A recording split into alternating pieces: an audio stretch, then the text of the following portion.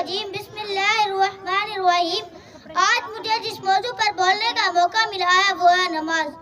اللہ تعالیٰ قرآن مجید میں فرماتے ہیں ما سلککم فی سقر، کون سی چیز ہے جو تمہیں جہنم میں لے جائے گی؟ بندہ سمجھتا ہے میں نماز نہیں پڑھتا، تو کون ہوتا ہے نماز نہ پڑھنے والا؟ وہ تجھے بلاتا ہی نہیں ہے، وہ تجھے توفیق کے سجدے ہی نہیں دیتا ہے۔ او یار